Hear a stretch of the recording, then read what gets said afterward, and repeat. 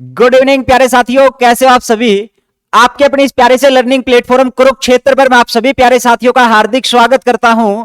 तो प्यारे साथियों, हम पढ़ रहे थे हरियाणा जीके, और हरियाणा जीके का आज एक और प्यारा सा सेशन मैं आपके सामने लेके आया हूं।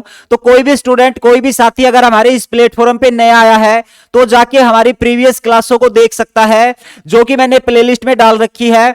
आपके आने वाले एग्जाम हरियाणा सीईटी के लिए बहुत ही हेल्पफुल साबित होंगी। तो चलिए प्यारे साथियों, आज के इस प्यारे से सेशन की शुरुआत करते हैं। और पहला क्वेश्चन ये रहा आपकी स्क्रीन पर कि खालिस्तान ने भारतीय श्रोताओं का उर्दू काव्य शायरी से परिचय करवाया था। तो भाई वो व्यक्ति कौन थे जो उर्दू के शायर रहे हैं। देखो, हरियाणा में बहुत सारे अलग अलग हिंदी के, संस्कृत के, जैन के कवि हुए हैं, तो उन सभी के बारे में पेपर में क्वेश्चन पूछा जाता है। तो सबसे पहले तो इसके आंसर की बात कर लेते हैं, और इनका नाम रहेगा अयोध्या प्रसाद गोयलिया। अब आप मेरे को क्या बताएंगे, आप मेरे को यह बताएंगे इसका संबंध हरियाणा के किस जिले से रहेगा। किसका? अयोध्या प्रसाद जो गोयलिया है ना मेरे भाई, इनका संबंध हरियाणा के किस जिले से रहेगा।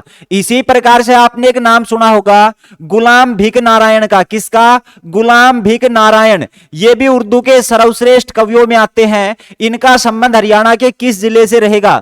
इसी प्रकार से अगर मैं बात करूं तो एक हिंदी के कवि है जिनका नाम रहेगा माधव प्रसाद मिश्र। माधव प्रसाद मिश्र के बारे में ध्यान रखेंगे, इनका संबंध हरियाणा में किस जिले से रहेगा। उसके बाद एक आते हैं हमारे पास संत निश्चल दास।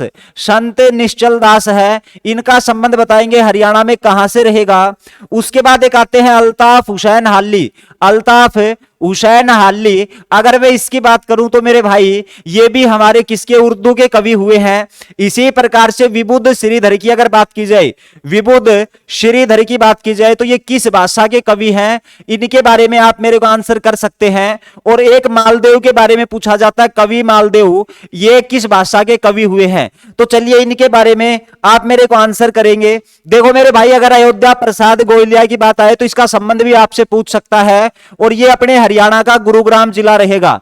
गुरुग्राम में जन्म हुआ था, बादशाहपुर गांव में। गुलाम भीख नारायण की अगर बात की जाए तो मेरे भाई ये रहेंगे हमारे कहां पर, अंबाला जिले में। तो अंबाला जिले का नाम है, ये ध्यान रखेंगे इसके लिए। माधव प्रसाद मिश्र जिसने हरियाणा की पहली कहानी लिखने का काम किया था, और हरियाणा की जो पहली कहानी थी वो लड़की की बहादुरी के ऊपर आधारित थी।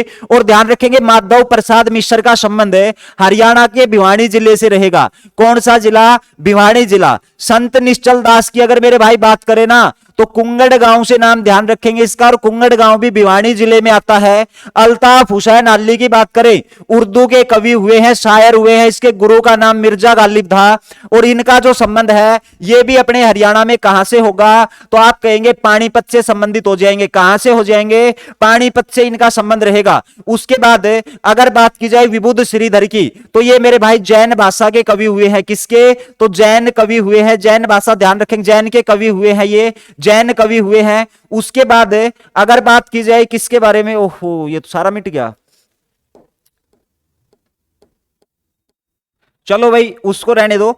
मालदेव की अगर बात की जाए मेरे भाई, मालदेव, तो ये भी किस प्रकार के हमारे पास जो कवि है वो हो जाएंगे। तो आप कहेंगे मालदेव भी हमारे पास जैन कवि हो जाएंगे। किस प्रकार के? जैन कवि हो जाएंगे। तो इस प्रकार से इनके बारे में आप ध्यान रखेंगे, ठीक है। उसके बाद अगले क्वेश्चन पे आते हैं, और अगला क्वेश्चन हमारा क्या कहता है कि भाई अगले क्वेश्चन में है, चिन्नी सैलानी हेनसांग द्वारा लिखी गई पुस्तकों में हरियाणा के किन शहरों का वैभव और शक्तियों का प्रचार जो है वो किया गया है। तो मेरे भाई इसके बारे में तो मैंने पहले भी आपसे बताया था, लेकिन कुछ अलग पढ़ते हैं। जैसे कि आपने एक नाम पढ़ा होगा अबुल फजल का।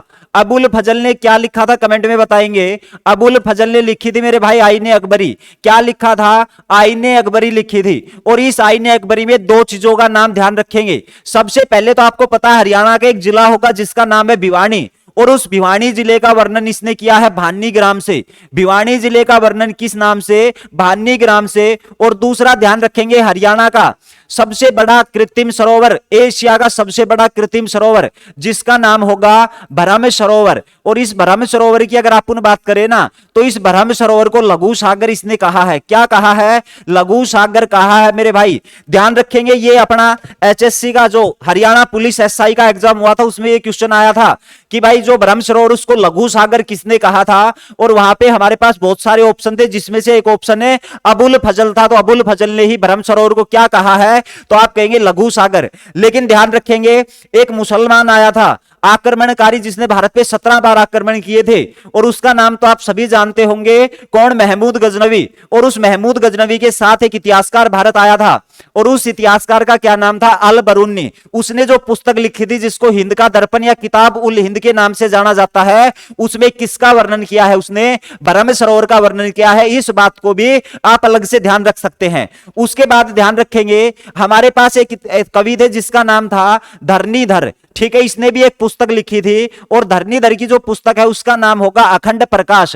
अखंड प्रकाश, ठीक है। ये ध्यान रखेंगे, इस प्रकार की चीजें एग्जाम में आ सकती हैं। अखंड प्रकाश में किसके बारे में बताया है? तो ये हरियाणा के विस्तार के बारे में बातें बताई है। और इसने हरियाणा का विस्तार क्या बताया? तो इसने ये कहा दिल्ली के पालम से लेकर और ये कुंभग्राम तक जो है ना, कुंभग्राम तक हरियाणा फैला हुआ था, ठीक है। तो बात आपसे पूछ सकता है हरियाणा के विस्तार के बारे में हमें कौन सी पुस्तक जानकारी देती है? तो वो धरणीधर की लिखी पुस्तक अखंड प्रकाश, जो कि हरियाणा के विस्तार के बारे में बताएगी। दिल्ली के पालम से लेके कुंभग्राम, जो कि अपना पंजाब के पटियाला में पड़ेगा, वहीं तक हरियाणा का इसमें विस्तार बताया है। इसी प्रकार से हमारे पास एक और पुस्तक आती है और वो पुस्तक कौन सी रहेगी? तो आप कहेंगे सीयू की, ठीक है। कौन सी पुस्तक होगी? सीयू की। और सीयू की पुस्तक को लिखने वाला कौन था? हेनसांग। अब सबसे पहले तो आपको यह पता होना चाहिए हेनसांग किसके दरबार में भारत आया था। तो भाई उस समय पे हमारे भारत पर अंतिम शक्तिशाली हिंदू सम्राट था हर्षवर्धन, उसके शासनकाल में ये हेनसांग भारत आता है। और ध्यान रखेंगे इस हेनसांग ने एक पुस्तक लिखी थी जिसका नाम था सीयू की। और ये जो सीयू की पुस्तक है ये अपने हरियाणा के 3 शहरों की गाथा गाती है। 3 शहरों का इसने इस पुस्तक में वर्णन किया था। और वो हरियाणा के 3 शहर कौन कौन से थे? एक तो आप कहेंगे सुध, जो कि यमुनानगर में रहेगा। एक शहर जिसका नाम है टोहाना, जो कि आपका फतेहाबाद में रहेगा। और इसके साथ एक रहेगा हमारा थानेसर, जो हर्षवर्धन की राजधानी भी हुआ करती थी, जो कहां पर रहेगी? कुरुक्षेत्र में रहेगी। इसके साथ कुछ बच गए, उनको भी कर लेंगे। जैसे कि अगर मैं बात करूं, एक हमारे पास कलहन करके व्यक्ति था जिसने एक पुस्तक लिखी थी राजतरंगिणी, ठीक है। तो ध्यान रखेंगे एक व्यक्ति का नाम है जिसका क्या नाम था? तो आप कहेंगे कलहन। और कलहन की जो पुस्तक है वो कई बार पेपर में पूछ ली जाती है, सीधा इसकी पुस्तक का नाम पूछ लिया जाता है और इसकी पुस्तक का नाम रहेगा राजतरंगिणी, ठीक है। तो कलहन की जो राजतरंगिणी पुस्तक है इसके बारे इसमें क्या मिलता है? तो इसमें ध्यान रखेंगे इस पुस्तक में कश्मीर का वर्णन मिलता है। किसका? कश्मीर का वर्णन। और ध्यान रखेंगे कश्मीर का एक शासक जिसका नाम था आदित्य ललित मुक्तापीठ। क्या नाम था? आदित्य ललित मुक्तापीठ। और ये जो आदित्य ललित मुक्तापीठ है इसने हरियाणा के शासकों को पराजित किया था। हरियाणा के जो शासक थे उनको क्या किया था? इसने पराजित किया था। तो आपसे पूछ सकता है हरियाणा के शासकों की जो पराजय है वो किस पुस्तक से हमें मिलती है? तो वो राजतरंगी से मिलती है, ठीक है। और इसमें कश्मीर के शासक जिसका नाम था आदित्य ललित मुक्तापीठ, उसी का क्या किया है? वर्णन किया है, जिसने हरियाणा के शासकों को हराने का काम किया था। इसके साथ साथ अगर मेरे भाई और मैं बात करूं किसके बारे में, तो आप कहेंगे जी एक पुस्तक और ले लेते हैं। और वो पुस्तक किसकी है? तो आप कहेंगे एक इतिहासकार और आया था जिसका नाम था इब्न बतूता, ठीक है जी, इब्न बतूता। और जो इब्न बतूता है किसके शासनकाल में आया? तो आप कहेंगे मोहम्मद बिन तुगलक के शासनकाल में। तो मैंने शॉर्ट फॉर्म में लिख दी एमबीटी। इस एमबीटी के बारे में मैंने पहले भी बताया था, दिल्ली सल्तनत का सबसे पढ़ा लिखा शासक, लेकिन इसकी कुछ योजनाएं थी जिसने इसको असफल कर दिया, इसको मूर्ख बना दिया। तो इतिहासकारों ने इसको यह कहा कि ये पढ़ा लिखा मूर्ख था, समझ गए। तो ध्यान रखेंगे इसके शासनकाल में इब्न बतूता, जो कि मोरक्को, अफ्रीका के मोरक्को से भारत आया था। और ध्यान रखेंगे इसकी पुस्तक थी किताब उल रहला, किताब उल रहला। और इसी पुस्तक में इसने क्या कहा है? हरियाणा के 2 शहरों का गुणगान किया है, एक सिरसा का और एक किया है पानीपत का। और इसमें क्या लिखा कि भाई ये लाल रंग के चावल के लिए प्रसिद्ध थी। किसके लिए? लाल रंग के जो चावल है उनके लिए प्रसिद्ध जगह बताई है, कौन से? सिरसा और पानीपत। इसी प्रकार से अगर मैं कुछ इतिहासकारों की बात करूं तो एक एरियन करके इतिहासकार था, आपसे पूछ सकता है किसके साथ भारत आया था? तो वो सिकंदर के साथ भारत आया था। इसी प्रकार से फायान के भी आपसे पूछा जा सकता है, ध्यान रखेंगे। फायान करके है ना, इसको भी आप ध्यान रखेंगे। ये फायान चिन्नी बौद्ध भिक्षु था। और ध्यान रखेंगे चंद्रगुप्त द्वितीय के शासनकाल में भारत आया था। किसके शासनकाल में? चंद्रगुप्त द्वितीय के शासनकाल में भारत आने का काम किया था किसने? फायान ने। तो इस प्रकार से आप चीजों को याद रख सकते हैं। अब देखो हेनसांग ने किसका वर्णन किया है? तो आप कह सकते हैं जी कुरुक्षेत्र का इसने वर्णन किया है। उसके बाद आगे आता है हरियाणा के कितने जिले हैं जो एनसीआर में आते हैं? तो भाई साहब इसके अकॉर्डिंग हमारे पास हरियाणा के 13 जिले हो जाएंगे, ठीक है, जो कहां पे आते हैं? एनसीआर में आते हैं। तो इसको आप ध्यान रखेंगे, लगभग 57% हरियाणा का जो क्षेत्रफल है वो एनसीआर में आता है। उसके बाद बात आती है इब्राहिम लोदी का मकबरा है, ये कहां पर स्थित रहेगा? तो इस मकबरे के बारे में तो आपको पता ही होगा कि जी इब्राहिम लोदी के मकबरे की बात करें तो ये हरियाणा के पानीपत जिले में स्थित होगा। लेकिन इसके साथ हरियाणा में बहुत सारे मकबरे, मस्जिद और मजारे हैं, उनके बारे में आप बताने की कोशिश करेंगे। जैसे कि अगर मैं आपसे कहूं शाह विलायती खां का मकबरा कहां पे रहेगा? शाह विलायती खां का मकबरा है, ये हरियाणा में कहां पर स्थित रहेगा? इसके साथ साथ आप मेरे को आंसर कर सकते हैं शाह कुली खां का मकबरा, शाह कुली खां का जो मकबरा है वो कहां पर स्थित रहेगा, ठीक है। उसके बाद इब्राहिम 12 हजारी का मकबरा, इब्राहिम जो 12 हजारी है इसका मकबरा हरियाणा में कहां पर स्थित है? इसके बारे में आप आंसर कर सकते हैं। हरियाणा में जो लाल मस्जिद है वो कहां पर स्थित होगी? लाल मस्जिद कहां पर रहेगी? इसके बाद एक आप काजी मस्जिद के बारे में बता सकते हैं, काजी मस्जिद कहां पर रहने वाली है। एक आप दिन्नी मस्जिद के बारे में बता सकते हैं, किसके बारे में? तो आप बता सकते हैं दिन्नी मस्जिद, ठीक है, ये हरियाणा में कहां पर स्थित है। एक आपसे शिष्यवाड़ी मस्जिद के बारे में पूछ सकता है, शिष्यवाड़ी जो मस्जिद है ये आपके हरियाणा में कहां पर स्थित रहेगी, ठीक है मेरे भाई। इसी प्रकार से बहुत सारी मस्जिदें हरियाणा में है, जैसे कि मैं बात करूं सराय अलीवर्दी खां की मस्जिद, ठीक है, सराय अलीवर्दी इसकी मस्जिद के बारे में पूछ सकता है, ये हरियाणा में कहां पर रहेगी। इसके साथ साथ 5 पीरों की मजार कहां पर रहेगी? हरियाणा में 5 पीरों की जो मजार है मेरे भाई ये कहां पर स्थित है। इसी प्रकार से मेरे भाई बहुत सारे क्वेश्चन बनेंगे, धीरे धीरे करके इनका आंसर कर लेते हैं, क्योंकि मस्जिद, मजार और मकबरे जब भी आप इन क्वेश्चनों को पढ़ें तो मैक्सिमम जितना आपको याद है उतना आप याद करने की कोशिश करें कि भाई हमने कौन कौन सी पढ़ी हुई है, कितनी हमारे याद है, ठीक है। और ये ऐसी चीजें हैं जिनको आप बार बार पढ़ेंगे तो ये आपको अपने आप याद होती चली जाएंगी। अगर हमारे साथ आप कंसंट्रेट होके क्लास को देख रहे हैं, क्लास ज्वाइन कर रखी है आपने और 1 से लेकर 40 तक सारी की सारी क्लास से आप लगातार देख रहे हैं, तो तकरीबन मस्जिद, मकबरे, मजार आपको याद हो चुके होंगे, ठीक है। मैं धीरे धीरे करके यानी कि किताब में से अपने अकॉर्डिंग में उठाता हूं किस प्रकार से आपको कौन सी मजार, मकबरा और मस्जिद को रिलेट करना है, वो काम मेरा है, मैं अपने अकॉर्डिंग कर रहा हूं उसको। और आप विश्वास रखिए कि आपको सारी की सारी मस्जिद, मजार याद हो जाएगी आपके एग्जाम तक, ठीक है। और एक और भाई दूसरी, कल ही मैं देख रहा था, कल मैंने कमेंट पढ़े थे तो मेरे को बहुत बहुत शर्म आई आप लोगों के ऊपर, ठीक है, जो इतने मतलब कि बेहुद्दे जो कमेंट कर रहे थे मेरे भाई, ठीक है। अभी तक देखो इतनी क्लास से करवा दी और अपने जो कमेंट बॉक्स है, जो भी अपनी लाइव चैट चलती है, तो उसमें ऐसी चीजें कभी भी नहीं हुई जैसे मैंने कल पढ़ा था इसके बारे में, ठीक है।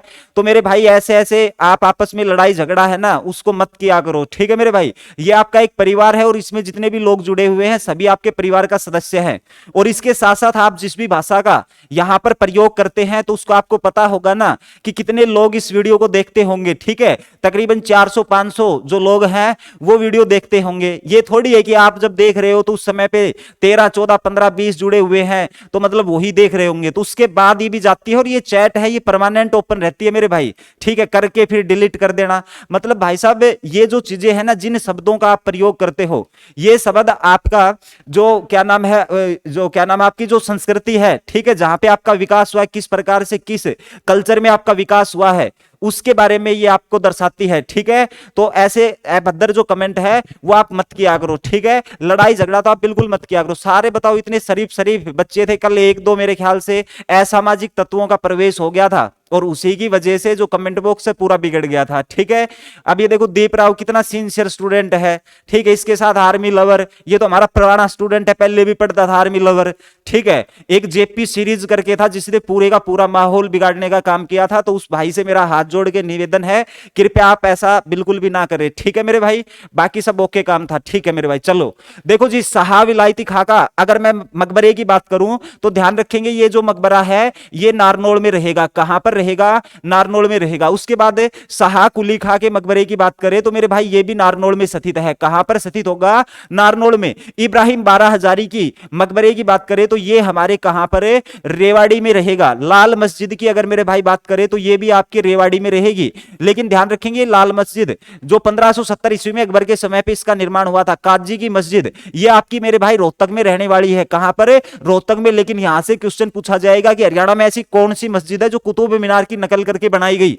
हरियाणा की ऐसी कौन सी मस्जिद है जो हुबहू कुतुब मीनार की नकल है? तो वो रहेगी काजी मस्जिद। दिन्नी मस्जिद भाई साहब, यहां पे स्वामी महावीर का जो जैन मंदिर है वो हुआ करता था इस मस्जिद में। और ध्यान रखेंगे ये कहां पर रहेगी? रोहतक में। औरंगजेब ने इसको तुड़वा कर क्या बनवा दी थी? दिन्नी मस्जिद। शिष्यवाड़ी मस्जिद की अगर बात करें तो मेरे भाई ये भी कहां पर रहेगी? आपकी रोहतक में रहेगी। इसके साथ साथ सराय अलीवर्दी खां की मस्जिद की अगर मैं बात करूं तो मेरे भाई ये ध्यान रखेंगे आपके गुरुग्राम जिले में रहेगी। कहां पर है? गुरुग्राम में। पांच पीरों की मजार की अगर बात की जाए तो ध्यान रखेंगे ये कहां पर रहेगी? करनाल में रहेगी। क्या? पांच पीरों की मजार। मीरा साहिब का मकबरा अगर आपसे पूछ ले, भाई पूछने को कुछ भी पूछा जा सकता है, तो ध्यान रखेंगे अगर मीरा साहिब का मकबरा आपसे पूछ लिया जाए तो आप क्या कहेंगे? मीरा साहिब का जो मकबरा है वो हमारा कहां पर स्थित होगा? करनाल में स्थित होगा। कहां पर स्थित होगा मेरे भाई? करनाल में। किसका? मीरा साहिब का मकबरा। लेकिन मेरे को क्वेश्चन एक शीशेवाड़ी मस्जिद से बताना था कि मेरे भाई जो शीशेवाड़ी मस्जिद है ना, इसी प्रकार से अपने हरियाणा में एक शीश महल रहेगा और शीश महल आपसे पूछ लिया जाए तो वो हरियाणा के कहां पर रहेगा? फर्रुखनगर में रहेगा। इस शीश महल का नाम किसने इस शीश महल का जो निर्माण है वो किसके द्वारा करवाया गया था? तो ध्यान रखेंगे इसका जो निर्माण है वो दलेल खां के द्वारा करवाया गया था 1732 ईस्वी में। लेकिन ध्यान रखेंगे जो शीश फर्रुखनगर है ना, सॉरी 1733 में करवाया गया था। किसका? शीश महल का निर्माण। लेकिन फर्रुखनगर को बसाया कब था? तो वो 1732 में। एक बार मैं लिख के बता देता हूं इसको, आप यहां पे बिल्कुल भी कंफ्यूज मत होना, ठीक है मेरे भाई? तो ध्यान रखेंगे किस प्रकार से। तो सबसे पहले तो आप ये ध्यान रखेंगे जो फर्रुखनगर है ना, इसको बसाया गया था, ठीक है? और फर्रुखनगर को कब बसाया गया था? 1732 ईस्वी में। उसके बाद जो शीश महल है इसका निर्माण करवाया गया था दलेल खां के द्वारा। कब? 1733 ईस्वी में, ठीक है? तो ये दो चीजें हैं, इनको आप अच्छे से ध्यान रखेंगे। ये पेपर में विद डेट पूछी जाती है जो आपको कंफ्यूज कर सकती है, ठीक है मेरे भाई? तो अभी आपको पता लग गया होगा इब्राहिम लोदी के मकबरे की बात करें तो वो पानीपत में रहेगा। एक मैंने शेख चिल्ली का मकबरा बताया था और आप सभी को पता भी होगा कि जो शेख चिल्ली है वो दारा सिकों के गुरु हुआ करते थे और इस शेख चिल्ली का मकबरा हरियाणा का ताज कहा जाता है। डेविस राय ने उसको ताजमहल के बाद दूसरा सुंदर मकबरा बताने का काम किया जो कि आपके हरियाणा के कहां पर रहेगा मेरे भाई? कुरुक्षेत्र में रहेगा। कहां पर है? कुरुक्षेत्र मतलब थानेसर आप उसको कर सकते हो, ठीक है? तो कुरुक्षेत्र में भी आप थानेसर का धान है नाम है वो ध्यान रखेंगे, ठीक है? लेकिन एक चीज और ध्यान रखेंगे कि इसको राष्ट्रीय स्मारक कब घोषित किया गया? क्वेश्चन ये भी महत्वपूर्ण है, तो ध्यान रखेंगे जो हमारे पास शेख चिल्ली का मकबरा है, ठीक है? शेख चिल्ली का जो मकबरा है इसको राष्ट्रीय जो स्मारक है वो कब घोषित किया गया? तो इसको अगर मैं राष्ट्रीय स्मारक की बात करूं तो मेरे भाई आप ध्यान रखेंगे 1958। ये डेट बड़ी खास हो जाएगी इसको राष्ट्रीय स्मारक के रूप में घोषित करने की, ठीक है मेरे भाई? चलो आगे। उसके बाद अगला क्वेश्चन क्या आता है कि एक भारत में जन्मी अंतरिक्ष वैज्ञानिक थी जिसकी 1 फरवरी 2003 को अंतरिक्ष मिशन के दौरान मृत्यु हो गई। तो इसके बारे में तो भाई अपने हरियाणा का क्या भारत का बच्चा बच्चा जानता है और इसका नाम क्या होगा? कल्पना चावला। तो इसको आप क्या कह सकते हो? तो ये होंगी हमारी कल्पना चावला, ठीक है मेरे भाई? तो अब देखो कल्पना चावला की मैं बात करूं तो इसके बारे में थोड़ा सा डिटेल से आज चर्चा कर लेते हैं। देखो जी कल्पना चावला का अगर आपसे जन्म पूछ ले, कल्पना चावला का जो जन्म पूछ ले तो वो 1 जुलाई 1961 को हुआ था, ठीक है मेरे भाई? उसके बाद कल्पना चावला की जो मृत्यु है मेरे भाई वो यहां पे बता रखी है कि इसकी मृत्यु हुई थी 1 फरवरी 2003 को हुई थी। इसकी मृत्यु कैसे हुई थी? तो आप कहेंगे इसका विमान दुर्घटनाग्रस्त हो गया था जिसका क्या नाम था? कोलंबिया, ठीक है? तो ध्यान रखेंगे कोलंबिया विमान है ये क्या हो गया था? दुर्घटनाग्रस्त हो गया था, ठीक है मेरे भाई? तो कोलंबिया विमान के दुर्घटनाग्रस्त होने के कारण इसकी मृत्यु हो जाती है 2003 में। लेकिन आपको क्या ध्यान रखना है कि भाई ये जो अंतरिक्ष में गई थी वो किसकी तरफ से गई थी? तो आप कहेंगे नासा स्पेस एजेंसी, जो कि यूएसए की स्पेस एजेंसी है उसी की तरफ से ये अंतरिक्ष में गई थी। और ध्यान रखेंगे आपसे ये पूछ लेगा इसका नासा में चयन कब हुआ था? अगर आपसे ये पूछ ले कि इसका नासा में चयन कब हुआ था तो आप कहेंगे 1994 में। लेकिन ध्यान रखेंगे ये भी पूछा जा सकता है कल्पना चावला अंतरिक्ष में कुल कितनी बार गई थी? तो कुल मेरे भाई ये 2 बार गई थी।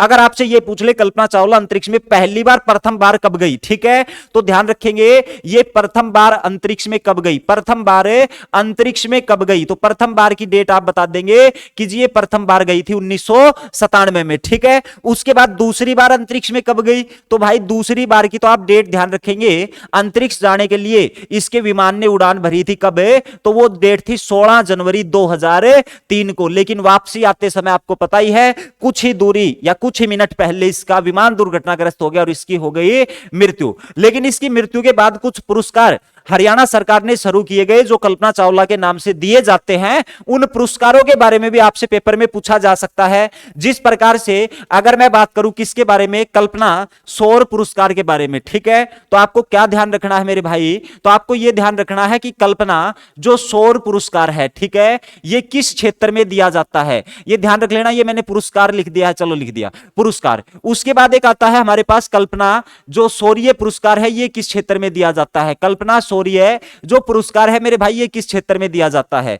अब देखो अगर मैं कल्पना सौर की बात करूं तो आप कहेंगे सौर, सौर का संबंध है वैज्ञानिकों से, ठीक है। तो ये दिया जाता है हमारे वैज्ञानिकों को, ठीक है। तो आप क्या कहेंगे कि ये जो पुरस्कार है ये हमारे वैज्ञानिकों को दिया जाता है, ठीक है। और इसकी कभी आपसे पेपर में राशि पूछ ले तो आप क्या कहेंगे, 12,24,000 रुपए की क्या रहेगी, राशि रहेगी, ठीक है। इतनी राशि मिलती है और ये वैज्ञानिकों में जो भी उत्कृष्ट कार्य करते हैं उनको कल्पना चावला सौर पुरस्कार दिया जाता है। लेकिन कल्पना चावला सौर्य पुरस्कार किसको दिया जाएगा, तो भाई साहब इस पुरस्कार की अगर आप बात करें ना तो ये पर्वतारोही महिलाओं को दिया जाता है। किसको, पर्वतारोही महिलाओं को दिया जाता है। और मेरे भाई ध्यान रखेंगे प्रत्येक वर्ष 8 मार्च को ये डिस्ट्रीब्यूट किया जाता है और इसकी जो राशि रहने वाली है वो रहेगी मात्र 1 लाख रुपए। तो 1 लाख रुपए है ना, ये इसकी राशि आप ध्यान रखेंगे। उसके बाद आता है हमारे पास कि भाई कल्पना चावला के नाम से एक तारामंडल रहेगा, ठीक है। तो ध्यान रखेंगे कल्पना चावला तारामंडल ये कहां पर स्थित है। अगर मैं कल्पना चावला तारामंडल की मेरे भाई बात करूं ना तो आप क्या ध्यान रखेंगे कि जी ये तारामंडल तो हरियाणा के कुरुक्षेत्र जिले में रहेगा जो कि 2007 को राष्ट्र को समर्पित किया गया था, ठीक है। तो ये 2007 को राष्ट्र को क्या होगा, समर्पित होगा। कौन सा, तो आप कहेंगे कल्पना चावला तारामंडल, ठीक है मेरे भाई। इतनी बात आपको ध्यान रखनी है कल्पना चावला के बारे में। लेकिन एक और शख्सियत हरियाणा की एक और महिला जिसने नाम कमाया है, हम उसके बारे में भी थोड़ी चर्चा कर लेते हैं और वहां से भी कुछ क्वेश्चन पूछा जा सकता है। अब देखो आपको ना मोटा मोटा नहीं देखना, आपको क्वेश्चन की जो गहराई है ना वो देखनी है, ठीक है। मैं एक पॉइंट में आपको क्वेश्चन आंसर बता रहा हूं और आपको सारी चीजें ऐसे लग रही होंगी कि इतनी आसान आसान सी चीजें हैं, ठीक है। लेकिन इनके ऊपर आप फोकस बनाए रखे, पता नहीं किस कहां से क्वेश्चन बन जाए, कहां से छोटा सा क्वेश्चन पूछ लिया जाए और आपके एग्जाम में वो जो क्वेश्चन है वो गलत हो जाए और 1 नंबर से कहीं आपका सिलेक्शन ना रुक जाए, इस बात का आप जरूर ख्याल रखेंगे। तो अरे यार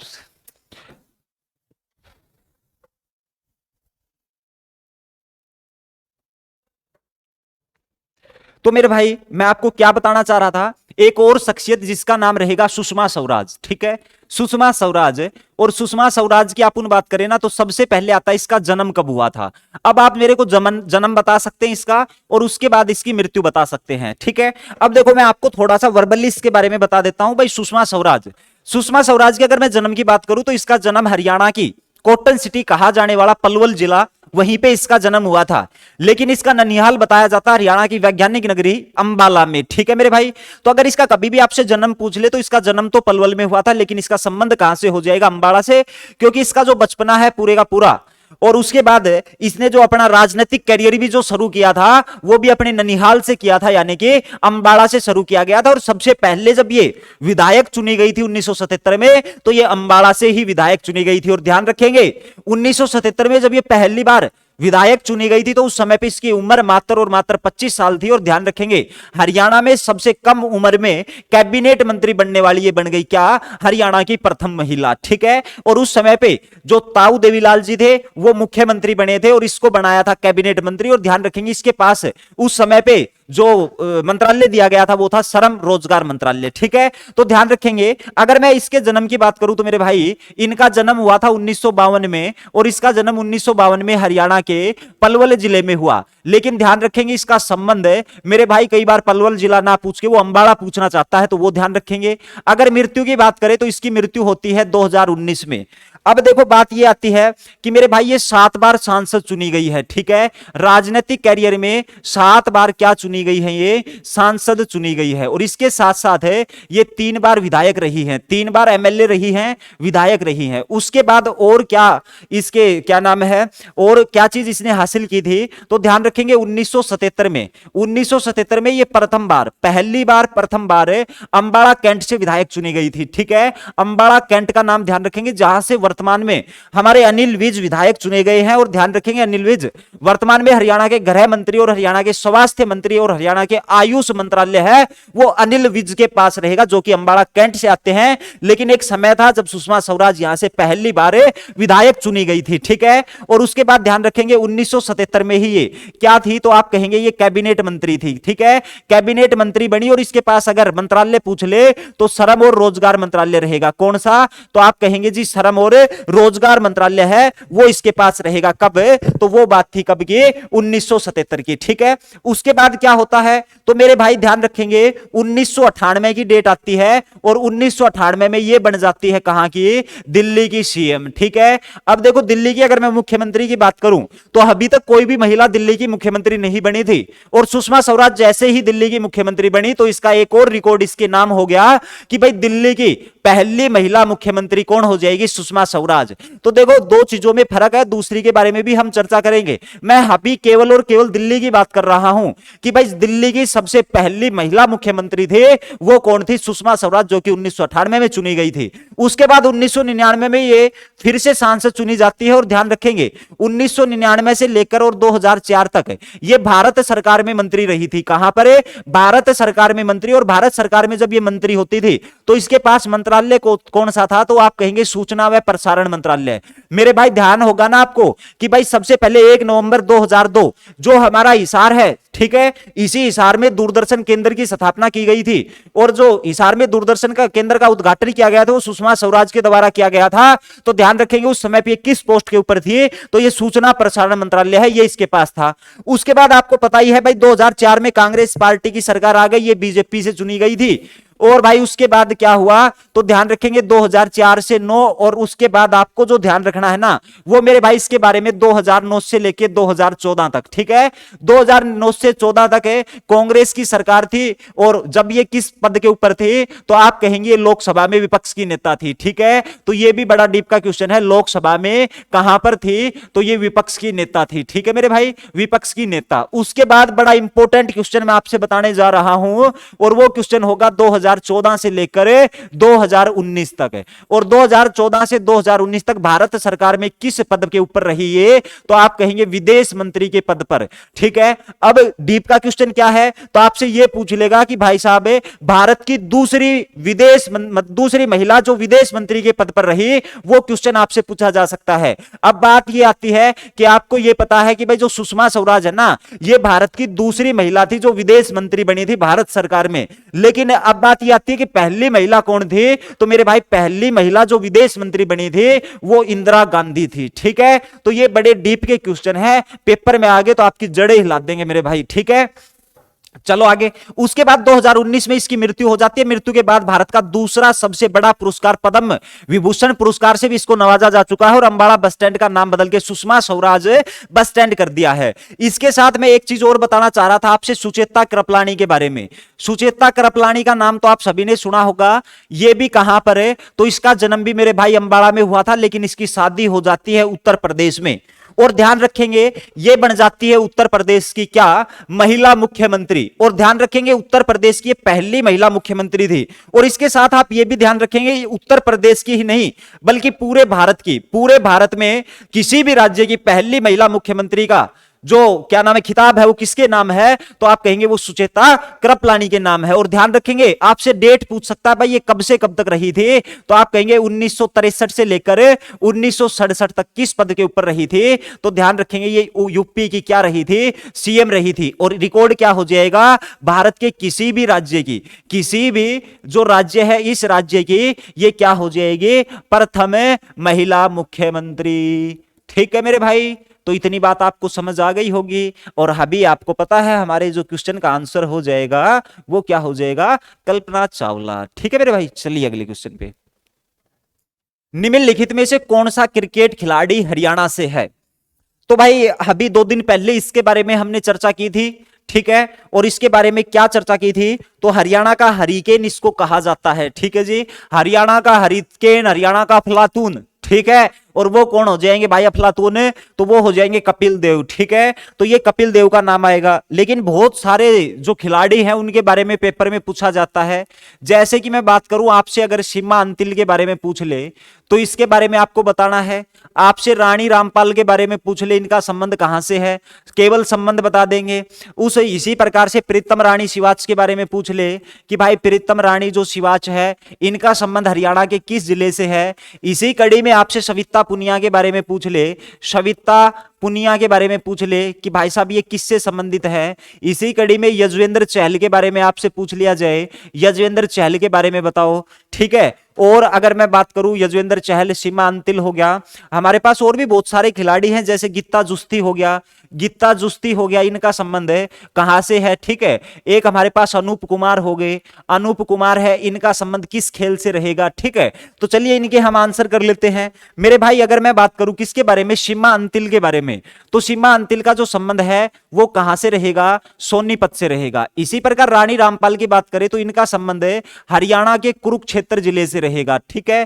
प्रीतम रानी सिवाच की बात करूं तो मेरे भाई गुरुग्राम जिले से रहेगा, कहां से, गुरुग्राम जिले से। सविता पुनिया की बात करें तो ये मेरे भाई सिरसा जिले से संबंधित हो जाएंगे, सिरसा की बेटी बचाओ बेटी पढ़ाओ की ब्रांड एम्बेसडर। यजवेंद्र चहल की अगर बात करें तो मेरे भाई ये जींद से संबंधित होंगे, ठीक है। गीता जुस्ती की बात करें तो ये गुरुग्राम से संबंधित हो जाएंगे, एथलीट की खिलाड़ी है दौड़ की।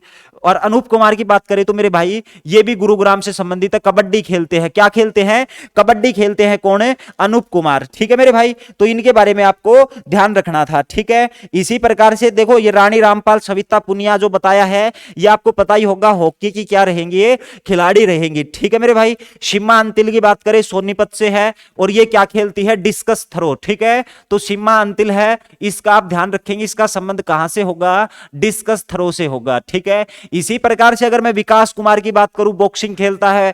विजेंद्र कुमार की बात करूं, बॉक्सिंग के खिलाड़ी, दोनों भिवानी से रहेंगे। सरदारा सिंह की बात करें, हॉकी के खिलाड़ी जो कि सिरसा जिले से रहेंगे। संदीप सिंह की बात करें, वर्तमान में हरियाणा के जो मंत्री हैं वो हैं जो प्रिंटिंग और स्टेशनरी मंत्री, पेहोवा से विधायक हैं, ध्यान रखेंगे, ये भी हॉकी के खिलाड़ी रहे हैं। तो बहुत सारे खिलाड़ी हैं जिनको हम समय समय पे करते रहेंगे। चलिए अगले क्वेश्चन पे। अगला क्वेश्चन है 2001 की जनगणना के अनुसार जनसंख्या अर्थ में सभी राज्यों में हरियाणा का जो स्थान है वो क्या होने वाला है। तो भाई साहब 2011 की जनगणना की हमने कल भी बात की थी। और ध्यान रखेंगे धीरे धीरे करके हम 2-2 4-4 क्वेश्चनों से अपनी इस जनगणना को बड़े बेहतरीन तरीके से कंप्लीट कर लेंगे। अब देखो जो जनगणना है ना वो होनी थी 2021 में, लेकिन 2021 में जनगणना हुई नहीं, वो आगे जाके 2024-25 में अपनी संपन्न होंगी। और जब तक आंकड़े आएंगे तब तक आपके पेपर हैं वो हो चुके होंगे, तकरीबन पेपर आपके हो चुके होंगे। और जब तकरीबन पेपर होंगे तो भाई जनगणना से, सेंसस से क्वेश्चन पूछा जाएगा। और जब क्वेश्चन आएगा तो आपको ये डाटा बड़ा महत्वपूर्ण है जो आपको याद होना चाहिए। देखो मेरे भाई हम एक एक करके इन क्वेश्चनों को कर लेते हैं। जैसे कि अगर मैं बात करूं 2011 की जो हमारी जनगणना हुई थी, ठीक है, इस जनगणना के आधार पर हरियाणा की अगर आपसे कभी कुल जनसंख्या पूछ ली जाए, हरियाणा की कुल जनसंख्या कितनी रहने वाली है, ठीक है। उसके बाद अगर आपसे यह पूछ ले कि भाई जो हरियाणा की जनसंख्या, हरियाणा की जो जनसंख्या है वो भारत की जनसंख्या का कितना प्रतिशत है, भारत की जो जनसंख्या है, भारत की जो जनसंख्या है उसका कितना प्रतिशत है, ठीक है, इसके बारे में भी आपसे पूछा जा सकता है। इसी प्रकार से अगर मैं बात करूं तो आपसे यह पूछ लेगा हरियाणा में सर्वाधिक जनसंख्या किस जिले की है, हरियाणा में जो सर्वाधिक जनसंख्या है ना वो किस जिले की है। और उसके बाद आपसे यह पूछ लेगा कि भाई सबसे कम जो जनसंख्या है वो हरियाणा में किस जिले की है। इसी प्रकार से आपसे जनसंख्या वृद्धि दर पूछी जा सकती है, जनसंख्या वृद्धि दर पूछी जा सकती है। और जनसंख्या वृद्धि दर के मामले में जो अपना हरियाणा है ना ये भारत में कौन सा स्थान रखता है। इसी प्रकार से आपसे यह भी पूछा जा सकता है जनसंख्या घनत्व के मामले में, किसके मामले में, जनसंख्या घनत्व के मामले में अपने हरियाणा का जो स्थान है वो बताना है आपको कहां पर है, भारत के कंपैरिजन में। ठीक है, तो जनसंख्या वृद्धि और जनसंख्या घनत्व, और इसके बाद एक और ध्यान रख लेंगे क्योंकि ज्यादा याद रखोगे तो फिर डाउट होगा, और एक और ध्यान रख लेंगे वो किसका, साक्षरता में। ठीक है, अब देखो ये मैंने क्या लिखे हैं, यहां पे आपको डाटा बताने की जरूरत नहीं है मेरे भाई, यहां पे केवल और केवल आपको यह ध्यान रखना है कि जनसंख्या वृद्धि दर के मामले में भारत के राज्यों में अपना स्थान 2011 की जनगणना के अनुसार।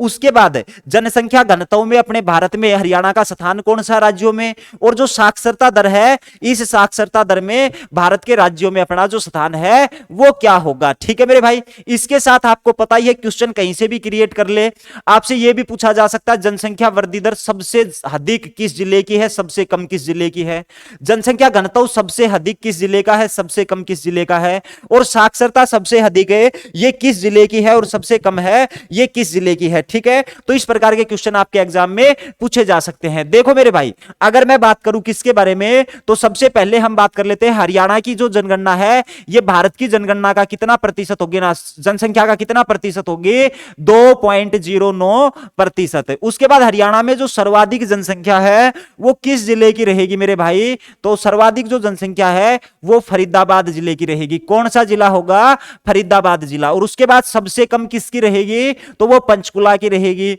और ध्यान रखेंगे हम जो ये आपकी जो क्या नाम है रैंकिंग पढ़ रहे हैं, तो आपसे जनसंख्या की रैंकिंग ये पूछ रखी, तो इस ऑप्शनों के आधार पे आप बता सकते हो। और मेरे हिसाब से हमारे टाइपिस्ट ने फिर से एक गलत ऑप्शन टाइप करने की गुस्ताखी की है, और ध्यान रखेंगे किसी भी एक का नाम चेंज कर लेंगे, और ये कौन सा हो जाएगा भाई, 18वां हो जाएगा। समझ गए।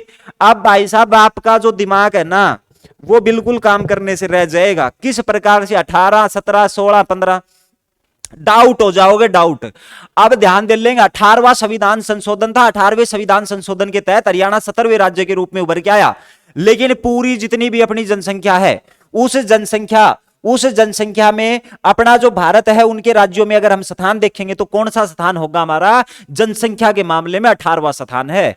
और हरियाणा की कुल जनसंख्या है कितनी, तो ये तो सभी को पता होगी ना, 2,53,51,462। ठीक है मेरे भाई। उसके बाद जनसंख्या वृद्धि दर, देखो मेरे भाई अगर मैं जनसंख्या वृद्धि दर की बात करूं तो ये रहने वाला हमारा कितना, 19.9%। ठीक है, सबसे अधिक जो जनसंख्या वृद्धि हुई, सबसे अधिक जो जनसंख्या वृद्धि हुई, ऊपर की तरफ मैं प्लस लगा के अधिक, नीचे माइनस लगा के कम। देखो सबसे अधिक हुई वो कहां की हुई, गुरुग्राम जिले की, और सबसे कम कहां की है, तो वो झज्जर की। देखो मैं बड़े आराम से आपको ये चीज बता रहा हूं, मेरी स्पीड अपने आप कम हो गई, और वो क्यों हो गई, क्योंकि ये जो चीजें हैं इनको आपको आराम आराम से पढ़ना है मेरे भाई। उसके बाद जो जनसंख्या घनत्व है, ये जनसंख्या घनत्व मेरे भाई 573 व्यक्ति प्रति वर्ग किलोमीटर रहेगा, व्यक्ति प्रति वर्ग किलोमीटर। अब मेरे भाई बात ये आती है कि भाई ये जो जनसंख्या घनत्व है ये किसे कहा जाता है। एक बार ऑफलाइन क्लास में मैं पढ़ा रहा था बच्चों को, तो हमारा एक स्टूडेंट था, बड़ा बेहद करीबी स्टूडेंट, ठीक है, और भाई साहब बड़ा प्रिय स्टूडेंट, और उससे मैंने पूछ लिया, हाँ भाई बताओ जो जनसंख्या घनत्व है उससे आप क्या समझते हो, तो उसने जो जवाब दिया, वाह वाह लाजवाब जवाब। बोला जी जनसंख्या घनत्व मतलब कि एक क्षेत्रफल में, मतलब कि पर्टिकुलर क्षेत्रफल में जो भी व्यक्तियों की संख्या है वो जनसंख्या घनत्व कहलाता है। वाह वाह बहुत बढ़िया भाई, क्योंकि आंसर तो यार सही था कि 1 किलोमीटर में जितने भी व्यक्ति निवास करते हैं तो उसे ही हम जनसंख्या घनत्व कहते हैं। फिर मैंने जैसे ही दूसरा क्वेश्चन उससे किया तो वो जवाब बड़ा शानदार था। फिर मैंने ये कहा कि बताओ भाई अपना जो जनसंख्या घनत्व हरियाणा का वो कितना है, तो बोले जी वो तो घटता बढ़ता रहता है। मैं भाई ये किस प्रकार से घटता बढ़ता, बोले जी आदमी कभी भी स्थिर नहीं रहता, ठीक है, एक जगह से दूसरी जगह घूमता रहता है, तो जनसंख्या घनत्व भी हमारा कभी स्थिर नहीं रहेगा, ठीक है। तो ऐसा मत कर देना मेरे भाई। तो ध्यान रखेंगे जो जनसंख्या घनत्व है ये हमारा कितना रहेगा, 573 व्यक्ति प्रति वर्ग किलोमीटर, ठीक है। उसके बाद जो जनसंख्या घनत्व है ये सबसे ज्यादा सर्वाधिक हरियाणा में किस जिले का रहेगा, तो मेरे भाई इसको मैं लिख देता हूं पहले। ओह वो ये तो गड़बड़ करेगा ना, कोई बात नहीं है मेरे भाई, इसको मैं लिख देता हूं कहां पर है, तो ये जनसंख्या घनत्व है ना ये सबसे ज्यादा रहेगा मेरे भाई बाबा फरीद की नगरी फरीदाबाद। तो इससे आप समझ जाना ये मैंने फरीदाबाद लिखा, और सबसे कम रहेगा हमारा हरियाणा के सिरसा जिला संतों की नगरी। उसके बाद साक्षरता की अगर भाई साहब साक्षरता की अगर बात की जाए ना, तो साक्षरता जो अपनी दर है वो कितनी है, तो वो तो कल ही पढ़ी थी हमने 75.55%, हम 6% भी इसको बोल सकते हैं। ठीक है, ये हमारी साक्षरता, और साक्षरता दर सबसे ज्यादा कहां की है, तो मेरे भाई साक्षरता दर सबसे ज्यादा हो जाएगी गुरुग्राम जिले की, और साक्षरता दर सबसे कम कहां की हो जाएगी, तो मेवात, मेवात की भाई सबसे कम है यानी कि नू की, और सबसे ज्यादा कहां की, गुरुग्राम की। ठीक है, इसमें अगर नंबरिंग की मैं बात करूं कि भाई ये जो नंबरिंग है ये कौन कौन सी रहने वाली है, तो जनसंख्या वृद्धि और जनसंख्या घनत्व में अपना भारत में जो स्थान है ना मेरे भाई, दोनों में सेम रहेगा, और वो कौन सा स्थान है, 11वां स्थान रहेगा। बड़ी इंपॉर्टेंट बात है मेरे भाई, पेपर में पूछी जा चुकी है, ध्यान रखेंगे। उसके बाद साक्षरता के मामले में अगर बात की जाए तो हरियाणा का स्थान मेरे भाई कौन सा हो जाएगा, तो ये स्थान हो जाएगा 15वां। आई बात समझ में, तो बड़े प्यार से मैंने आपको पढ़ाने की कोशिश की है, और उम्मीद करता हूं जितना डाटा मैंने आपको बताया है वो आपको क्लास की क्लास में याद हो गया होगा। तो चलिए प्यारे साथियों अगले क्वेश्चन पे चलते हैं, और अगला क्वेश्चन हमें क्या कहता है, तो भाई अगला क्वेश्चन हमें कहता है कि पक्षियों के नाम पर पर्यटक परिसरों का जो नेटवर्क है वो कहां पर है, किस राज्य में है, तो मेरे भाई वो राज्य कौन सा होगा, हमारा हरियाणा। उसके बाद अगला क्वेश्चन, हरियाणा में मोतीलाल नेहरू सपोस्ट ये जो आपका कहां पर स्थित है, तो ये तो सभी जानते होंगे कि जी ये तो कहां पर, सोनीपत में है, और ध्यान रखेंगे इसकी स्थापना कब हुई थी, 1973 में एज ए स्कूल के रूप में क्या हुई थी, इसकी स्थापना हुई थी। लेकिन आज ये यूनिवर्सिटी बन चुकी है, हरियाणा की यूनिवर्सिटी बन चुकी है, और इसको जो यूनिवर्सिटी का दर्जा दिया गया था वो कब दिया गया था, तो आप कहेंगे 2019 को। लेकिन कुछ क्वेश्चन मेरा मन कर रहा है तो मैं आपसे पूछ लेता हूं, जैसे केंद्रीय प्लास्टिक अभियांत्रिक संस्थान कहां पे रहेगी, यह क्वेश्चन पूछा जा सकता है, और बड़ा महत्वपूर्ण क्वेश्चन है। केंद्रीय प्लास्टिक अभियांत्रिक संस्थान ये हरियाणा में कहां पर स्थित होगी, अभियांत्रिक जो हमारे पास संस्थान है मेरे भाई ये हरियाणा में कहां पर स्थित होगी। इसके साथ साथ आपसे पूछ सकता है राष्ट्रीय समन्वित में पेस्ट मैनेजमेंट, राष्ट्रीय समन्वित पेस्ट मैनेजमेंट ये हरियाणा में कहां पर स्थित रहेगा। ठीक है मेरे भाई, इसके बारे में आप आंसर कर सकते हैं। इसके साथ साथ गुरु जम्भेश्वर यूनिवर्सिटी हरियाणा में कहां पर रहेगी, बंसीलाल यूनिवर्सिटी है ये हरियाणा में कहां पर स्थित रहेगी। चलिए इतने बहुत रहेंगे। तो मेरे भाई अगर मैं बात करूं आपसे, केंद्रीय जो प्लास्टिक अभियांत्रिक संस्थान है ये हमारा मुरथल सोनीपत में रहेगा। ठीक है, तो ये मुरथल का नाम ध्यान रखेंगे। राष्ट्रीय समन्वित पेस्ट मैनेजमेंट फरीदाबाद 1988 में स्थापना हुई थी, ये हमारा हरियाणा के फरीदाबाद जिले में स्थित रहेगा। गुरु जम्बेश्वर यूनिवर्सिटी 1995 में स्थापित हुई थी, हरियाणा के हिसार जिले में स्थित रहेगी गुरु जम्बेश्वर यूनिवर्सिटी। बंसीलाल यूनिवर्सिटी 2014 में स्थापित हुई थी, और यह हरियाणा के भिवानी जिले में स्थित रहेगी। प्यारे प्यारे साथियों चलिए अगले क्वेश्चन पे। उसके बाद बड़खल झील हरियाणा में कहां पर स्थित है, तो मेरे भाई यहां पे आपसे बड़खल झील के बारे में पूछा गया, और झील का हमने कई बार अभी हाल ही में कुछ दिन पहले ही पढ़ा था ना झील के बारे में। और भाई कोई भी साथी अगर हमारा नया आया है, नया क्लास देख रहा है, उसने पहले की क्लास से नहीं ली हो, तो मेरे भाई पहले की क्लास से आप जाके ले सकते हो। तकरीबन मैंने 60% जो हरियाणा जीके है वो प्रीवियस क्लासों में कंप्लीट करवा चुका हूं, 40% का सेगमेंट बचा हुआ है। ठीक है, तो उनको हम धीरे धीरे करके आगे कवर कर लेंगे। अब मैं जो ज्यादातर जो गौर कर रहा हूं वो चीजों को याद करवाने की मैं कोशिश कर रहा हूं आपसे। ठीक है, तो देखो जी बड़खल झील की अगर अपन बात करें तो ये हरियाणा का जो फरीदाबाद जिला है ना यहीं पर स्थित रहेगी। ठीक है, फरीदाबाद में। इसकी स्थापना कब हुई थी, तो आप कहेंगे 1947 में। और ध्यान रखेंगे 1947 में किस उद्देश्य से स्थापना की गई थी, तो आप कहेंगे वर्षा का पानी एकत्रित करने हेतु सिंचाई उद्देश्य से। वर्षा का जो पानी है इसको एकत्रित करने हेतु सिंचाई के उद्देश्य से। ठीक है, इसके साथ आपसे ये पूछ लेगा ये किस प्रकार से बनाई गई, तो आप कहेंगे ये अरावली, 2 अरावली पहाड़ियों को काटकर। कल मैंने अरावली का प्रवेश द्वार बताया था आपसे, 2 अरावली पहाड़ियों को काटकर। ठीक है मेरे भाई, और कल मैंने आपसे क्या बताया था, मैंने अरावली पर्वतमाला का प्रवेश द्वार जो कि हमने कहां पे पढ़ा था प्यारे प्यारे साथियों, वो हमने गुरुग्राम को पढ़ा था अरावली का प्रवेश द्वार। तो आपको ध्यान होगा मेरे भाई। ठीक है, तो उसके बाद अगर आपसे धनूर झील के बारे में पूछे मेरे भाई, धनूर झील बताएंगे। हरियाणा में धौत झील कहां पे रहेगी, हरियाणा में वित्क्यार झील कहां पे रहेगी, अरिया देखिए सारा गलत बताऊंगा, पक्की बात से सारा गलत बताऊंगा इसने। बीबीपुर झील कहां पे रहेगी? कौन सी? बीबीपुर झील हरियाणा में कहां स्थित है मेरे भाई? आई बात समझ में? शैनीशाह झील हरियाणा में कहां पे रहेगी? शैनीशाह झील। टिक्करताल झील कहां पे रहेगी? कौन से? टिक्करताल झील। चक्रवर्ती झील हरियाणा में कहां पे रहेगी? कौन से? चक्रवर्ती। इतनी झील बता दो काफी। अरे धीरे धीरे करके मैं घनी रिवाइज करवा दूं आप लोग का, ठीक है? तो ज्यादा बकवास मत करा करो। देखो मेरे भाई, धनूर झील है ये आपकी सिरसा जिले में रहेगी। उसके बाद धोज झील की अगर बात करें फरीदाबाद में रहेगी। निहारी का झील की बात करा, खुन्नी झील की बात करा, खुन्नी, समझ गया? खुन्नी झील फरीदाबाद में रहेगी। काल तो हम खून खच्चर पे उतर रहा था कदी, मतलब एक दूसरा का खून का प्यास सा बह रहा था। मेरे हिसाब से मेरे तो कमेंट पढ़ के ऐसी फीलिंग आ रही थी कि ये आमने सामने भी तो एक दूसरा की नाड़ तार दें। कोई सिद्धू मूसेवाला को फ्रेंड बता रहे हो से, कोई कुछ बता रहा है, कोई सी गैंग था, कोई सी गैंग थे। भाई साहब एक आध दो मुन्ने भी शामिल कर लियो अपनी गैंग में, कौन सा की पावरफुल है भाई? कि ना धरे गैंग वेंगा में। आई बात समझ में? अरे ये जेपी सीरीज ध्यान से सुन लेगा। आज तो इसने आईडी भी चेंज कर ली होगी, क्यों? इसको पता था कि कल तेरी खाल उतारी जाएगी, ठीक है? मंजीत राजपूत, अब इसके बस की कुछ ना है, केवल और केवल फेंकने का काम कर रहा था ये, ठीक है? एक अंकित, इसको बोलने की तमीज नहीं है, अंकित बिल्कुल बोलने की तमीज नहीं है। और दीप राव और अपने आर्मी लवर ये प्रोत्साहित कर रहे थे। आप बताओ, आप तो इतने यार मेरे मतलब बिल्कुल प्रिय स्टूडेंट हो आप, जैसे दीप राव हो गया, आर्मी लवर हो गया, ठीक है? रवि तायल जी हो गए, बीके हरियाणवी हो गए, संदीप तंवर जी हो गए, ठीक है? तो ये तो बड़े प्रिय स्टूडेंट है। एक अपने वो आते हैं, क्या नाम, मंकू जी, ठीक है? उसके बिना तो यार सब कुछ सुना सुना लगता है। सबसे पढ़ने वाला इंटेलिजेंट लड़का है मंकू सिंह। अब आप सारे खून खच्चर पे उतर रहे, एक आधे क्वेश्चनों का आंसर दिया हो आपने, वो तो आपसे पढ़ा तो जाता नहीं है, बस ये फालतू की करवा लो, समझ गए? और ऐसे तुम फेंक रहे थे ना, ये एक आधा ये बता दिखा दी ना, ये थोड़ा ये जो बता रहे थे आप ऐसे पिस्टल उतार देंगे वो गैंग वेंग, एक आध दो आदमी जो थरा के 6 फुट आएगा खड़े हो जाए तो मुंह तो पीड़ी भेज जाएगी थारी, या बता दी हैगी। आई बात समझ में?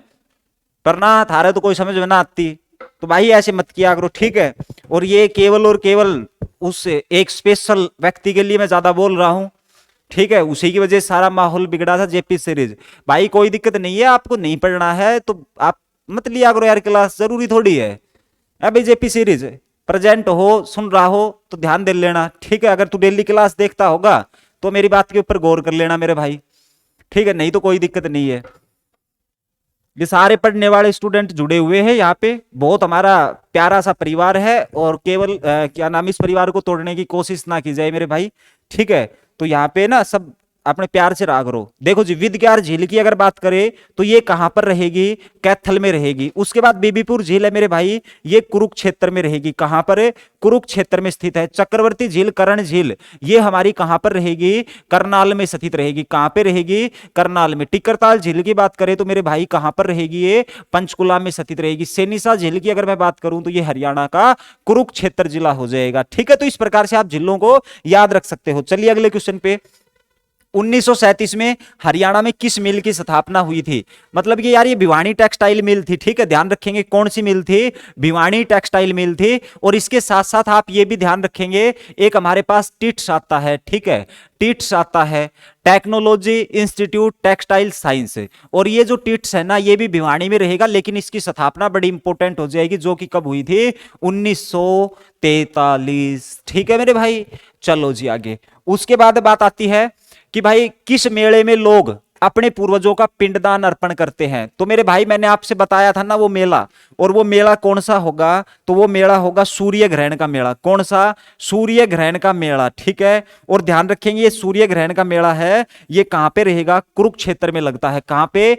कुरुक्षेत्र में है, यहां पे लगता है। ये जो पेहोवा है ये अपना कुरुक्षेत्र में हो जाएगा, सूरजकुंड है ये आपका फरीदाबाद में हो जाएगा। मेले मैंने आपसे कई बार पढ़ा दिए हैं, ठीक है? आज इनके बारे में चर्चा नहीं करते, क्लास को आज थोड़ा सा छोटा ही रखते हैं मेरे भाई, ठीक है? पर छोटी तो क्या रहेगी, 48 मिनट तो हो चुके हैं। चलो आगे। उसके बाद ग्रीष्म ऋतु में कौन सी फसल उगाई जाती है? ले भाई ये है लाख रुपया का क्वेश्चन, इसका ऊपर आंसर कर दो फटाक दे से, फिर होली वाले दिन आपकी पार्टी कर दी जाएगी सभी की, ठीक है भाई? तो जल्दी से बताओ भाई। तो होली का आपको इनविटेशन है, आपकी पार्टी कर देंगे, ठीक है, लेकिन इस क्वेश्चन का आंसर बताना पड़ेगा। अगर इसका आंसर आपने गलत बताया तो आपको पार्टी करनी पड़ेगी मेरे भाई। देखो जी, अगर आप उन बात करें तो कौन सी ग्रीष्मकालीन जो ऋतु में फसल उगाई जाती है, जब देखो इसको ना थोड़ा सा कर लेते हैं, मेरे कुछ बातें बता देता हूं। जैसे हरियाणा में कुल कृषि योग्य भूमि, हरियाणा में कुल कृषि योग्य जो भूमि है मेरे भाई वो कितनी है, हरियाणा का क्षेत्रफल बताएंगे। अब आप देखिए क्षेत्रफल को नाम आता ही बताइयो, एक बार बताइयो, कमेंट में बताइयो हरियाणा का जो क्षेत्रफल है वो कितना रहेगा। 44,212 का कमेंट आ लिया वींगा अरे हेक्टेयर में बताना सही। वह के बाद कुल कृषि योग्य भूमि, ठीक है, ये फिर दिखे कौन नहीं, कृषि योग्य भूमि, ठीक है, कृषि योग्य भूमि बतानी है। उसके बाद आपको यह बताना है कि भाई हरियाणा में जो कृषि की जाती है वो कितनी भूमि पर कृषि की जाती है, वो कितनी भूमि पर कृषि की जाती है। तो इनके बारे में आपको आंसर करना है। तो मेरे भाई अब ध्यान से सुनेंगे कि भाई हरियाणा में कुल कृषि योग्य जो भूमि है ना वो 3.8 लाख, 3.8 ना लाख क्या नहीं करना से, 3.8 है मिलियन हेक्टेयर, ठीक है, मिलियन हेक्टेयर, ये ध्यान रखेंगे। उसके बाद हरियाणा का क्षेत्रफल, ये बाहर रट लेंगे, एक पेपर में पूछ लिया था, 4.42 मिलियन हेक्टेयर, मिलियन हेक्टेयर। उसके बाद हरियाणा में कृषि कितने पे की जाती है, तो भाई साहब कृषि की जाती है 3.6 मिलियन हेक्टेयर पे। अब जितने पे कृषि की जाती है ये हरियाणा के कुल क्षेत्रफल का कितना प्रतिशत है, तो आप कहेंगे जी 81% है, तो दिक्कत यहां पे भी नहीं है। ठीक है मेरे भाई, हरियाणा की जो लगभग 70% जनसंख्या है, पॉपुलेशन है, वो कृषि के ऊपर डिपेंड है। अब ये क्वेश्चन सीटी में पूछा गया था, सब गलत करके आए थे, लेकिन हमारे स्टूडेंट जिन्होंने हमसे पहले पढ़ा हुआ था वो इसको सही करके आए। समझ में आया, कुछ नहीं आया, तो ये आपको ध्यान रखनी है चीजें। अब आ जाओ इसके ऊपर, ग्रीष्म ऋतु में कौन सी फसल बोई जाती है। तो मेरे भाई ग्रीष्म ऋतु की अगर आप पुनः बात करा, जब समझ में ना आवे कि यार धान की बात करा या भी खरीफ की फसल, मूंगफली भी खरीफ की, कपास भी खरीफ की, और मूंग है या भी गर्मी में बोई जावे है, सारी गर्मी में बोई जाए। लेकिन आप में एक चीज है, सब आप किसान के भाई बंद जुड़े हुए हैं, तो आपको यह पता होगा कि धान, मूंगफली, कपास ये तकरीबन साथ सी तो बोई जाती है। लेकिन जो मूंग है ना ये थोड़ी पहले बो लेते हैं, हाथ दे दो अपने जो खेती है ना उसकी उर्वरता बढ़ाने के लिए भी मूंग को बो देते हैं, ठीक है। फिर उनको समझ में आता नहीं है, नड़ाव पताव करते नहीं है, ठीक है। उसके बाद उसको बवाई जुताई का काम कर देते हैं, तो ये काम भी बड़ा अच्छा है मेरे भाई, इससे जो उर्वरता है खेती की वो बढ़ जाती है, ठीक है। तो इसका आंसर क्या हो जाएगा, मूंग हो जाएगा। उसके बाद आगे चलो, और आगे आज का ये अपना लास्ट क्वेश्चन ही होगा। हाँ, लास्ट क्वेश्चन है, दामन कुर्ती और चंदर हरियाणा की पोशाक है, ठीक है मेरे भाई। तो ये दामन कुर्ती और जो चंदर है ये किसकी है, पुरुषों की है, महिलाओं की है, बाल है, पुलिस की है, ठीक है। तो बता दो जल्दी से, तो आप क्या कहोगे कि जी दामन कुर्ती और चंदर है ये अपने महिलाओं की क्या रहेगी, हरियाणा में पोशाक के रहेंगी, ठीक है। तो मेरे भाई उम्मीद करता हूं क्लास आपको पसंद आई होगी, लेकिन जाने से पहले एक बार मेरी बात सुनेंगे ध्यान से कि मैंने कल भी आपसे बताया था कि कुरुक्षेत्रा के नाम से अपना जो क्या नाम है एसएससी करके एक यूट्यूब चैनल क्रिएट किया था हमने परसों, ठीक है मेरे भाई। और इस चैनल को आपको सब्सक्राइब कर लेना है। इसका जो लिंक है वो आपको अपने इसी वीडियो के डिस्क्रिप्शन में मिल जाएगा, कल वाली के में भी डाला था मैंने, ठीक है मेरे भाई। तो डिस्क्रिप्शन में जाके आप इसको चेक कर लेना। इंग्लिश के ऊपर आप ध्यान मत देना मेरे भाई, पहले ही बहुत कमजोर है, हाथ तंग है पूरा पूरा। तो वहां पे जाके आप इसके लिंक को चेक कर लेंगे और वहां पे इसको भाई साहब सब्सक्राइब करके रख लेंगे। दूसरा भाई साहब, कई व्यक्ति जाएंगे यहाँ पे देखेंगे, ठीक है, फिर देखेंगे इसमें तो वीडियो ही नहीं है, फिर वापस आ जाएंगे। तो मेरे भाई उसमें अभी एक भी वीडियो नहीं है, कभी आप वीडियो को सर्च करो तो वहां पे आपको टाइम खराब नहीं करना, केवल और केवल आप सब्सक्राइब करके रख लेंगे इसको। और यहाँ पे हमारी एसएससी यानी कि इंडिया जीके, एसएससी नहीं किसी भी एग्जाम जहां पे India GK one day exam India GK आती हो उसको यहाँ पे करवाने का काम किया जाएगा। और मेरे भाई ध्यान रखेंगे, मेरे हिसाब से क्या 100% हम 6 मार्च से यहाँ पे पहली वीडियो डालेंगे, ठीक है। तो 6 मार्च से यहां पे पहली वीडियो डाली जाएगी। टाइमिंग टाइमिंग क्या करें इसका? तो टाइमिंग आप मेरे को सजेस्ट कर सकते हो कि इंडिया जीके की जो क्लास है, क्योंकि कल संडे है, कल हम और आप मिलेंगे नहीं, और अपनी अब मुलाकात 6 तारीख को सोमवार को ही होगी। लेकिन ध्यान रखेंगे, इससे पहले आप मेरे को कमेंट करके सजेस्ट जरूर करें कि भाई साहब ये जो इंडिया जीके की जो सीरीज चलाई जाए वो कितने बजे चलाई जाए, ठीक है? शाम का जो टाइम है उसको छोड़ के, ठीक है मेरे भाई? दिन में आप बता देना कि कितने बजे आप इसको चलाने का काम किया जाए। आप सुबह भी बता सकते हो, मॉर्निंग में भी बता सकते हो, कोई भी टाइम आप बता सकते हो। और जो भी सबसे ज्यादा कमेंट आएंगे जिस टाइम को लेके, मॉर्निंग के, चाहे फिर वो आफ्टरनून या फिर इवनिंग का भी होगा, तो देखा जाएगा जहां पे सबसे ज्यादा कमेंट आएंगे उसी हिसाब से हम इस क्लास को 6 तारीख को आपको ये पहली क्लास मिल जाएगी, ठीक है? अगर मॉर्निंग में होगी तो मॉर्निंग में दे दी जाएगी, अगर आफ्टरनून करनी होगी तो आफ्टरनून में, और इवनिंग में होगी तो इवनिंग में।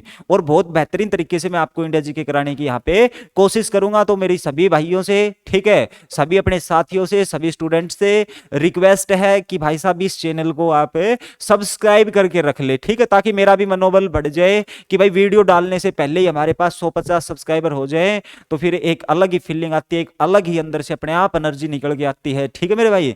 एनर्जी लगाई नहीं जाती, जोर लगाया नहीं जाता, वो अंदर से निकल के आता है मेरे भाई, ठीक है? तो सभी साथियों का बहुत बहुत धन्यवाद। इसके अलावा आप हिंदी की क्लास सभी ले रहे हैं कि नहीं ले रहे? अरे बड़े इंपॉर्टेंट है, उस क्लास को भी आप लिया करो, क्योंकि 15 क्वेश्चन आपके हिंदी के, मेरे हिसाब से 15 क्वेश्चन आपके आएंगे, क्योंकि कंप्यूटर आपके सीटीडी ग्रुप में सिलेबस में है नहीं, और कंप्यूटर नहीं है तो उसकी जगह पे हिंदी और इंग्लिश के जो क्वेश्चन हैं उनकी संख्या को बढ़ाया जाएगा। तो जो हिंदी का सेक्शन है वो बड़ा इंपॉर्टेंट हो जाता है, और हिंदी को हम पढ़ते नहीं है ये सोचकर कि भाई मान लिया 15 क्वेश्चन आएंगे तो हम 11-12 कर जाएंगे, ठीक है? तो भाई 11-12 तो बहुत रेयर चांस है, 11 तक आप कर जाओगे, लेकिन जो 4 क्वेश्चन आपने छोड़ दिए वही आपको सिलेक्शन से दूर ले जाएंगे। अगर आप 12 भी कर दोगे तो वो 3 क्वेश्चन है वो आपको सिलेक्शन से दूर ले जाएंगे। लेकिन आप अगर कंटिन्यू क्लास देखते रहोगे हिंदी की, तो ये समझ लेना मैडम बहुत अच्छा कंटेंट आपको देने की कोशिश कर रही है, ठीक है? और बड़े बेहतरीन तरीके से आपका जो सिलेबस है हिंदी का वो करवाया जाएगा, वहां पे पूरे की पूरी चीजें आपसे प्रैक्टिस कराई जाएंगी, और जब आप पेपर देके निकलोगे तब आप कहोगे तू सीधा ग्रेट गुरुजी, तोहफा कबूल करो कबूल करो कबूल करो, ठीक है मेरे भाई? तो चलिए प्यारे साथियों, अब अपने जाने का वक्त हो चुका है, मैं आपसे रुस्तगी लेना चाहता हूं, और जल्दी से फूल मालाओं के साथ मेरे को रुस्तगी दी जाए। मिलते हैं अगली क्लास में एक नए कंटेंट, नई एनर्जी और नए जोश के साथ। अपना ख्याल रखना, अपने परिवार का ख्याल रखना। धन्यवाद। जय हिंद, जय भारत।